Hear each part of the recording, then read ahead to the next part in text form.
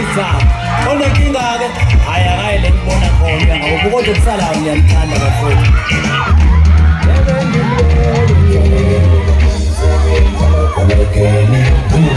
Angithi ngiyakhozi uyangikhafula amanje uthumele friji awungitshela mshayeli umsebenzi lokhonokeni buza angithi ngiyakhozi uyangikhafula amanje uthumele friji ngeke ngilibeke